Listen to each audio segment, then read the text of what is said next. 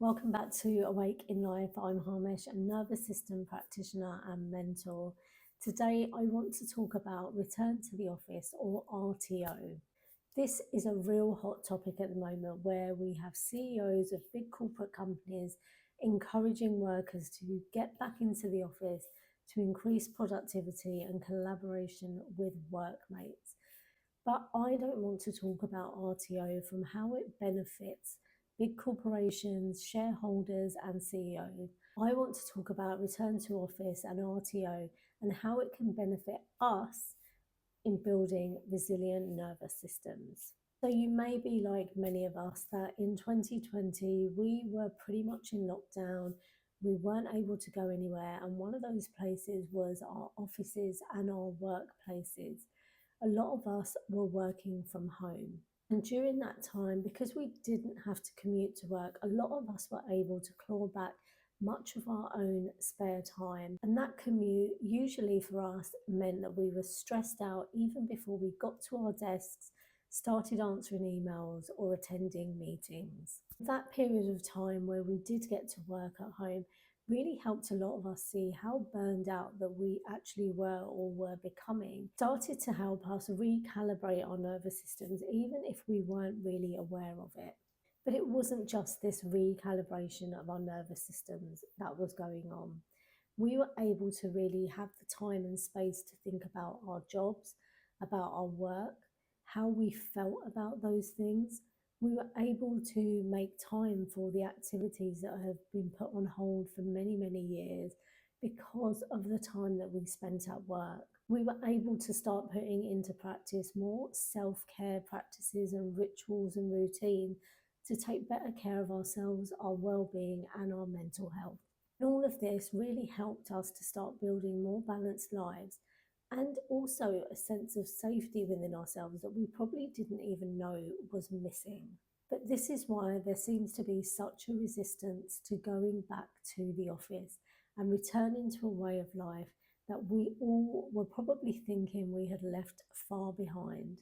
During this time, what our nervous systems have most likely done is they've started to come out of their survival state and they've become more balanced. They're starting to feel that sense of safety.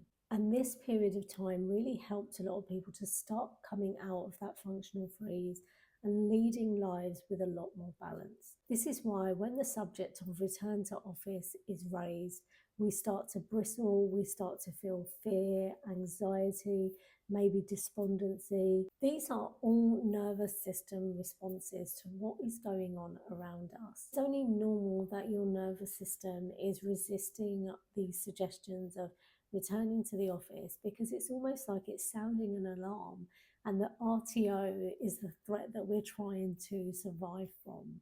But I want you to know that RTO isn't all doom and gloom or a bad thing for us. When we have been working at home, lockdown really provided a safe space for us. And for a lot of us, we created this kind of comfort zone around ourselves. We had those closest to us. We were able to dictate what we did with our time. We didn't have those outside influences. And so we created these spaces for ourselves that allowed us to go through some kind of healing, even if we weren't aware of it.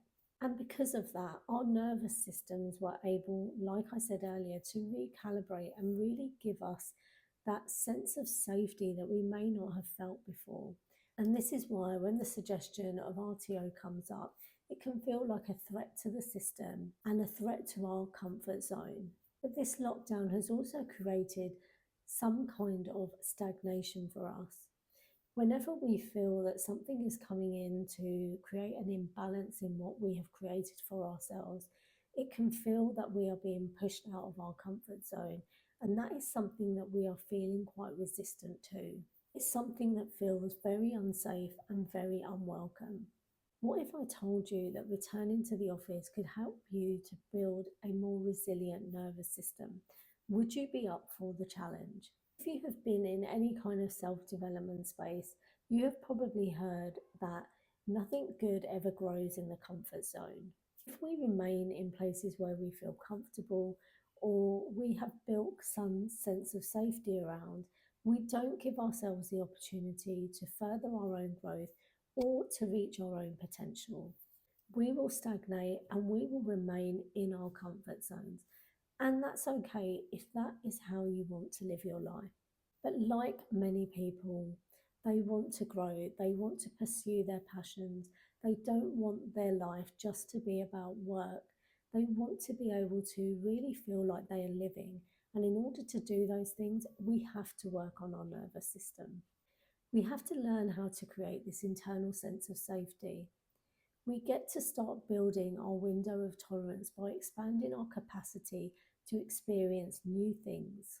All of these will help you to create a more regulated and more resilient nervous system that doesn't have you dreading getting up every single day to go into work. Going back to the office opens you up to different people, different environments, different situations. Okay, some of them can be stressful and unnecessary, but that is your opportunity to really see how your body reacts, how your nervous system reacts, and start building that resiliency to stress so that you don't end up going on the road to burnout. Our 9 to 5 jobs are not a walk in the park. I know that.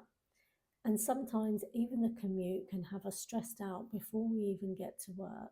It's these kind of things that really help to build that nervous system and be able to deal with the challenges that we get in life every single day. One last note from me, I know that RTO is not for everyone. And I know that not every job needs someone to be in an office and at a desk for 8 hours every single day. Maybe we need to start deconstructing the normalization of how work should look. We also keep hearing about how isolated our world is becoming due to advances in technology. Even though the appeal of working from home and using technology to foster these kind of working situations, it could be that we're actually isolating ourselves even more, and we may be putting the health of our nervous systems at risk at a time when the world needs nervous system healing the most.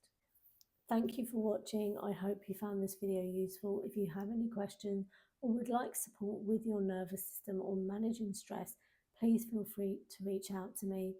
I will see you in my next video.